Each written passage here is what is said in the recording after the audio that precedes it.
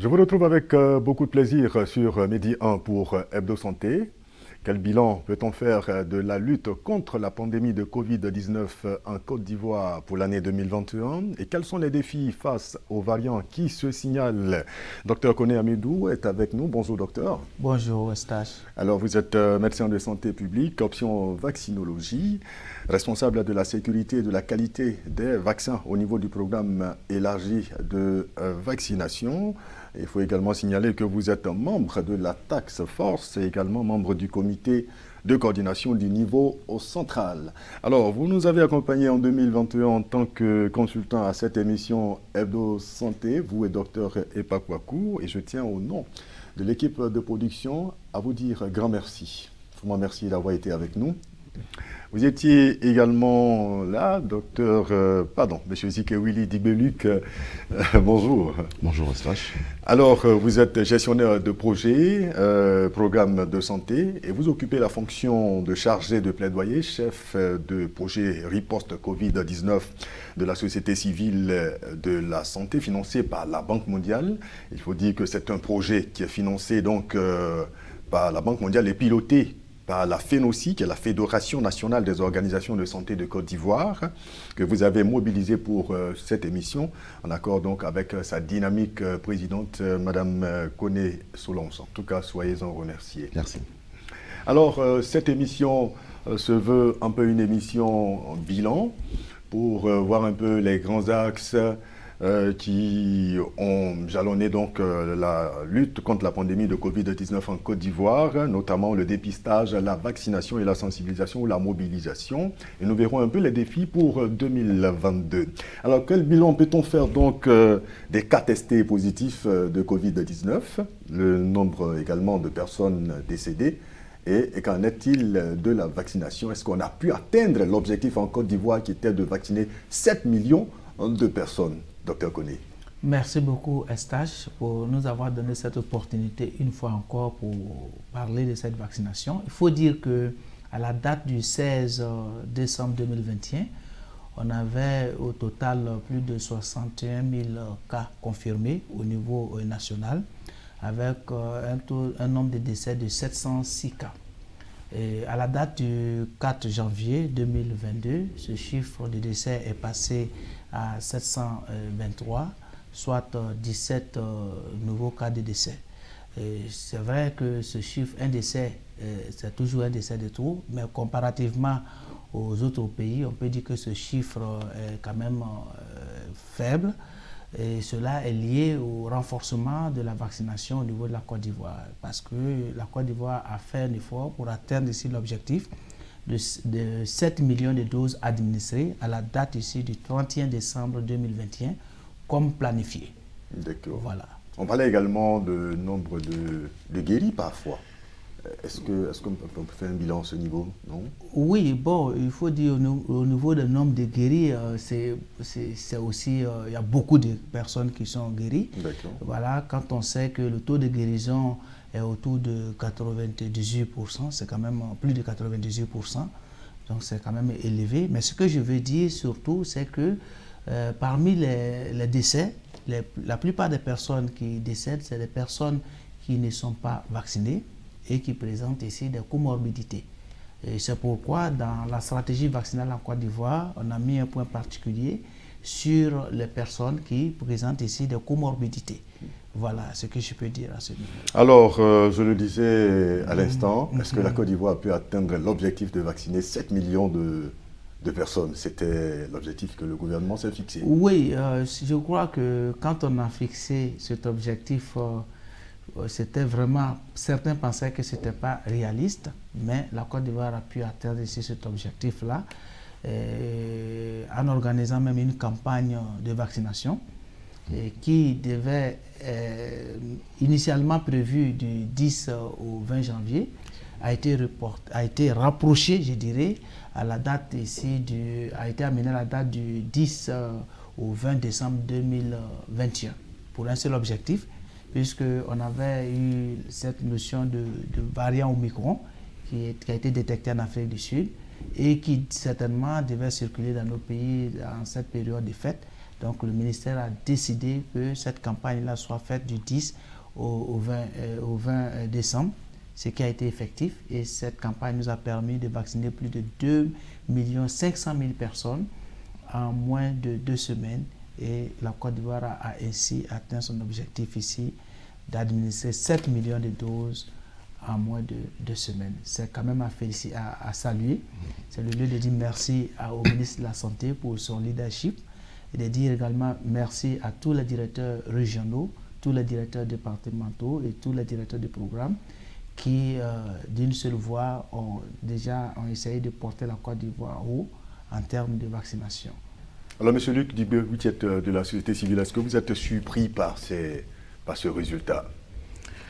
Ben, comme le Dr Kodé l'a dit, au tout début des objectifs qui ont été planifiés, on savait que c'était difficile. Mais nous nous réjouissons de l'atteinte de ces objectifs. On a fortement contribué donc, à mobiliser les populations pour qu'au 31 décembre, on puisse voir ces chiffres qui ont été publiés par Dr Kodé. Des efforts récompensés quand même. Oui, bien sûr. Oui, parce que vous avez dû sillonner tous les hameaux pour mobiliser les populations, leur faire comprendre donc, le bien fondé de ce vaccin. Et Dieu merci, donc la population a adhéré. C'est bien ça. Alors donc, si tous ces résultats ont été obtenus, c'est bien sûr grâce au soutien des partenaires, notamment l'UNICEF. Et nous allons justement, avec le responsable de la vaccination de cette structure plus précisément, faire le point de leurs interventions au micro de Ferdinand Kouakou. Dans le cadre de la réponse à la pandémie Covid-19, la Côte d'Ivoire avait notifié son premier cas en mars 2020 et l'année qui a suivi, en mars 2021, le pays, grâce au soutien des partenaires, notamment l'UNICEF, a réceptionné plus de 500 000 doses de vaccins qui a permis de lancer la vaccination contre cette pandémie en Côte d'Ivoire. Et durant toute l'année 2021, l'UNICEF a appuyé le gouvernement tant dans la réception des vaccins, dans la distribution, dans la communication, dans la mise en œuvre des activités, qui a aidé le gouvernement durant toute cette année à vacciner plus de 7 millions de personnes, dépassant ainsi son objectif qui était de 7 millions de personnes à vacciner. Donc grâce au soutien des partenaires, de l'ensemble des partenaires et de l'UNICEF, le pays a pu vacciner plus de 7 millions de personnes au cours de l'année 2021, qui était vraiment un challenge que le pays a pu vraiment relever dans ce contexte de rumeurs autour de la vaccination et autres. Il faut dire que grâce à l'appui des partenaires, notamment l'UNICEF, le pays a pu recevoir plus de 17 millions de doses de vaccins contre la Covid. Cette quantité a permis au pays de positionner ces vaccins dans tous les centres de santé sur l'ensemble du pays, faisant de la Côte d'Ivoire l'un des pays pour lesquels tous les centres de santé aujourd'hui disposent de vaccins. Quel que soit l'endroit où vous vivez, quel que soit le lieu où vous êtes, vous allez dans le centre de santé le plus proche, vous avez accès au vaccin Covid pour vous vacciner. Et ça, c'est vraiment un challenge qui a été atteint en 2021. Et l'UNICEF va continuer à aider le pays à apporter l'appui nécessaire pour que ça se poursuive en cette année 2022 pour le bonheur des populations, surtout celles qui sont les plus reculées, qui sont dans les zones assez inaccessibles, qui sont dans les zones éloignées. Pour 2022, donc la vaccination va continuer. L'UNICEF va continuer à approvisionner le pays en vaccins pour aider le pays à pouvoir vraiment atteindre son objectif de vacciner 14 millions de personnes. Déjà 17 millions sont vaccinés en 2021 et nous espérons avec l'appui des partenaires de l'UNICEF atteindre le total de 14 millions de personnes à vacciner. Il faut dire que nous avons des variants, surtout le variant Omicron qui circule dans la sous-région, notamment en Côte d'Ivoire, pour lesquels le gouvernement a fait des annonces pour dire aujourd'hui nous constatons que beaucoup de personnes présentent des grippes, mais parmi ces grippes, 95% sont dus à ce variant Omicron. Et heureusement que ce variant ne tue pas comme les anciens variants. Certes, les personnes tombent malades, mais les personnes arrivent vraiment à recouvrir la vie et la létalité est vraiment très très faible. Le côté positif de ce variant, c'est que ça permet en même temps d'immuniser une large partie de la population. Donc en mettant le vaccin et le variant, nous pensons qu'une grosse population de la population va pouvoir développer ce qu'on appelle des anticorps pour se protéger contre cette maladie. Donc nous pensons que cette année 2022, avec la disponibilité des vaccins qui sont vraiment dans tous les centres de santé, avec les activités de communication que l'UNICEF va appuyer, aux côtés du gouvernement, nous allons pouvoir atteindre le maximum de population et, si possible, mettre fin à cette pandémie qui nous a privés de certaines manières de vivre, et nous espérons qu'au terme de l'année 2022, nous allons vraiment recouvrir notre vie en intégralité, vivre comme avant. Mais avant d'arriver à cela, le message que nous voulons vraiment passer, c'est que nous devons respecter les mesures préconisées par le gouvernement, qui sont vraiment des mesures vraiment très simples. Et nous pensons que la première mesure la plus importante, c'est vraiment la vaccination. Les vaccins existent, les vaccins sont de bonne qualité. Nous encourageons toutes les personnes à aller dans les centres de santé les plus proches pour se faire vacciner. Certes, après la vaccination, il faut toujours continuer à porter les masques dans les milieux publics, dans les endroits fermés, pour ne pas vraiment attraper la maladie.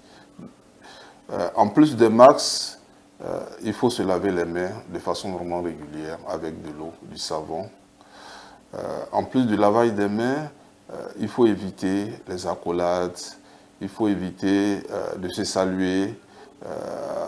Le temps qu'on puisse vraiment vacciner toute la population, au moins les 14 millions de la population, pour avoir une immunité collective qui nous permette de pouvoir vraiment résister fortement à cette maladie. Donc, pour me résumer, vaccinons-nous pour nous protéger, pour protéger nos parents et pour protéger toute la population.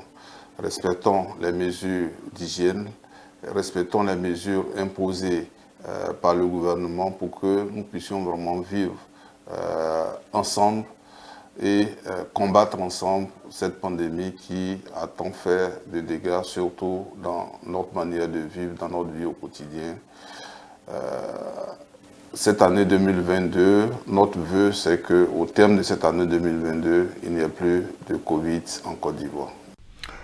Monsieur Luc Dubé, vous en tant que communautaire, quelle est votre appréciation du soutien que les partenaires ont apporté donc à l'ensemble du pays? Merci pour cette question. Parlant donc de soutien des partenaires, je voudrais encore remercier la Banque mondiale et l'unité de coordination des projets santé de la Banque, qui a très tôt, dès le début de la pandémie, permis à la société civile de pouvoir disposer des moyens en termes de communication, en termes de visibilité, à l'effet de pouvoir sensibiliser les populations. Et toute l'année 2021, nous avons fait cette sensibilisation en 2 temps. Il y a eu donc le premier temps de janvier à fin juillet, où nous avons insisté donc sur les mesures barrières, conformément donc à la communication du niveau central. Et après, avec l'introduction du vaccin, nous avons basculé dans la mobilisation communautaire qui nous a permis de pouvoir travailler dans 43 districts en Côte d'Ivoire. C'est 43 ONG, mais c'est aussi 387 leaders communautaires qui sont impliqués dans la communication quotidienne. Bien sûr. Alors, parlons donc des actions gouvernementales, docteur Koné. Avec cet appui des partenaires, notamment de l'UNICEF, qu'est-ce que vous avez pu faire et qu'on peut certainement reconduire en 2022, surtout les améliorer? Merci. Déjà, je voulais dire que nous avons aussi bien l'appui de l'UNICEF que l'appui des autres partenaires, parce qu'il faut le signaler. Nous avons en plus de l'UNICEF ici l'appui de l'OMS, nous avons aussi l'appui d'autres partenaires comme l'USAID à travers son projet MTAX. Nous avons aussi l'appui de certaines ONG ici comme Village to Reach qui a permis de construire même un vaccinodrome à Yopougon. Donc ici, un vaccinodrome, ça fait quoi? Non, c'est un grand centre qu'on construit comme le centre qui est au Parc des Sports. D'accord. Voilà, c'est un grand centre où il y a quand même toutes les commodités possibles, voilà, qui est unique dans un grand quartier où à tout moment, quand on s'y rend, on est sûr d'avoir ici la vaccination est toujours disponible. Donc ici, la Côte d'Ivoire, il faut le dire, est en harmonie avec ses partenaires qui l'appuient énormément. Je ne peux pas tous les citer ici.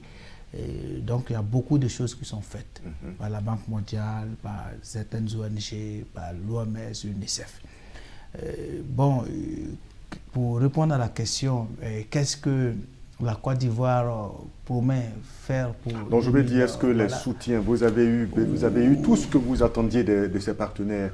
Oui, il faut le dire. Les vaccins sont arrivés à temps? Oui, il faut le dire. Si on a eu ce succès de vacciner 7 millions, administrer 7 millions de doses au 31 décembre, nous avons effectivement bénéficié de l'appui de nos partenaires qui ont répondu à temps face aux demandes du nouveau pays.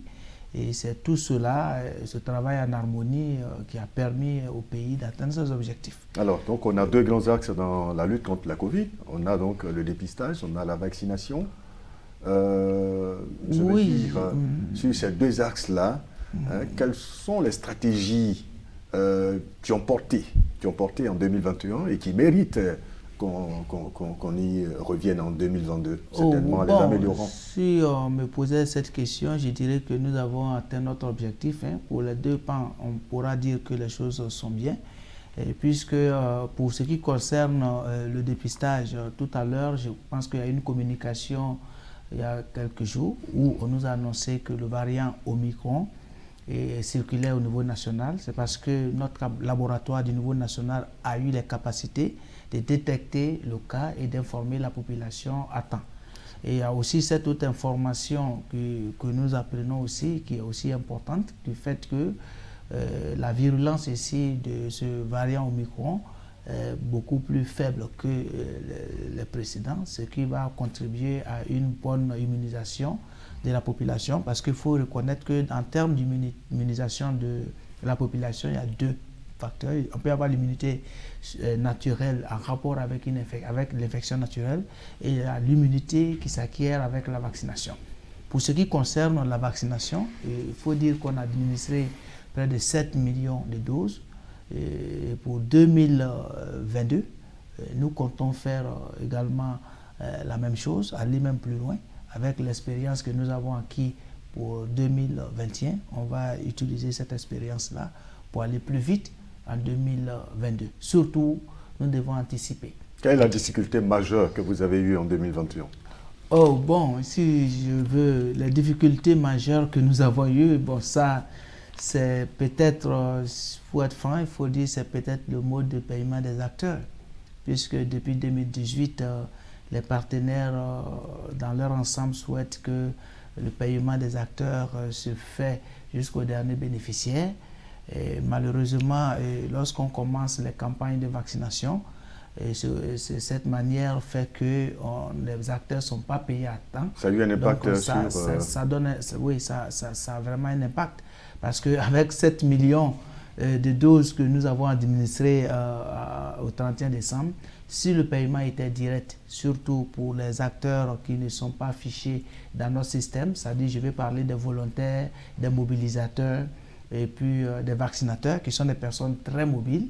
Et si on donnait l'opportunité à nos directeurs régionaux, à nos directeurs départementaux, avec une régie bien huilée au niveau opérationnel, de payer directement ces acteurs-là, au lieu de 2,5 millions de personnes vaccinées en 2 semaines, je vous assure, on aurait vacciné 5 millions. Ça, je le dis par expérience. Et voilà, donc ça, c'était un peu notre difficulté. Mais l'autre difficulté, qu'est-ce que je pourrais aussi dire? Je pense que ça, c'est les difficultés majeures qu'on pourrait retenir. Voilà. Monsieur Dubeluc, nous avons en face de nous donc ce variant Omicron. Ça va changer votre façon de faire, la façon de sensibiliser. Le message va changer puisqu'on aborde déjà une nouvelle campagne, une nouvelle année. Oui, le message ne va pas changer, mais ce qu'on va plus faire, c'est de renforcer la communication. Voilà, donc on a d'abord, comme je l'ai dit tout à l'heure, orienté donc nos activités sur la mobilisation communautaire dans les gares routières, dans les marchés, dans les restaurants, dans les maquis, dans les bars. Ce que nous avons fait avec le variant Omicron, ce serait de continuer à inciter la population à se faire vacciner, mais en même temps rappeler les mesures barrières. Il faut continuer donc de porter le masque quand on est dans des endroits clos. Il faut se laver régulièrement les mains. Et puis, il faut aussi que les populations continuent de s'impliquer. C'est là notre défi majeur à nous, c'est que les populations elles-mêmes aujourd'hui sont les acteurs de communication dans le cadre de la riposte. D'accord. Voilà.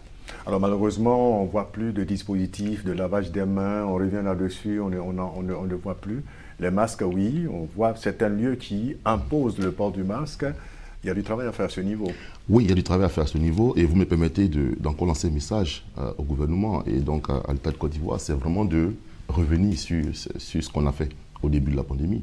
Et il faut permettre à ce que les lieux publics, d'accord, continuent de disposer donc des seaux, du savon. Il ne faut pas baisser la garde. Faut pas baisser la garde. Et nous, ce qu'on espère le plus, parlant de difficultés qu'on souhaite faire évoluer, c'est de couvrir tout le pays, d'accord, pour que tous les mobilisateurs de la société civile couvrent les 113 districts.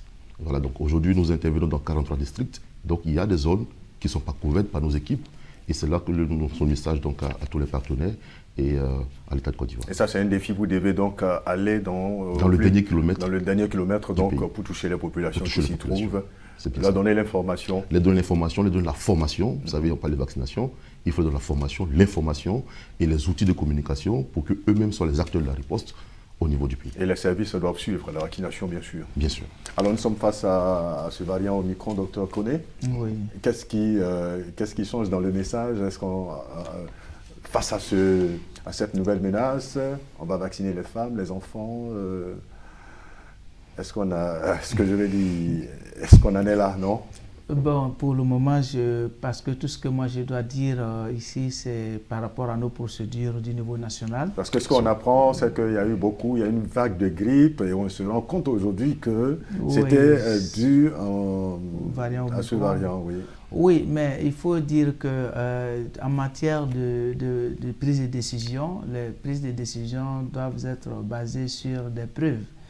Voilà, donc ici, ce qu'on sait, c'est que pour la Côte d'Ivoire, jusqu'à ce jour, la vaccination est destinée aux personnes de 18 ans et plus. Voilà, c'est ces personnes-là que nous vaccinons. Maintenant, avec la venue du variant Omicron, je crois que par rapport aux perspectives, comme vous ne m'avez pas encore posé la question... Si, nous sommes dans les perspectives, voilà, justement. Bon, donc, par rapport aux perspectives ici de 2022, nous allons réviser notre plan de riposte. Et au cours de cette révision, tous les partenaires ici vont être invités, aussi bien les acteurs du niveau national que les partenaires d'appui. Et à ce niveau-là, on va voir s'il faut prendre de nouvelles décisions par rapport ici à ce variant Omicron. Toujours par rapport aux perspectives de 2022, on va encore renforcer davantage la vaccination, puisqu'on a vacciné 7 millions, mais on va faire tout pour aller au-delà de 7 millions pour atteindre plus de 14 millions de personnes vaccinées. Docteur Ipa en a parlé tout à l'heure, 14 millions. Pour 2022. Voilà, et cela va de soi avec le renforcement des mesures barrières, puisque ces deux éléments qui vont ensemble, il faut quand même que le respect des mesures barrières soit vraiment réel. C'est vrai déjà, avant on a commencé, il y a des décisions qui ont été prises au niveau de l'aéroport où tous les voyageurs qui arrivent en Côte d'Ivoire sont dépistés déjà au niveau de l'aéroport avant de rentrer au niveau du pays. Ça c'est déjà une action déjà à saluer au niveau du gouvernement. Mais j'insiste encore, comme mes prédécesseurs, sur le respect des mesures barrières. Je ne vais pas citer des pays ici, mais il y a certains pays africains que nous avons visités où tout le monde porte les masques. Voilà, donc j'aurais souhaité que ce soit la même chose au niveau de la Côte d'Ivoire, pour que c'est parce que le respect des mesures barrières est un volet important.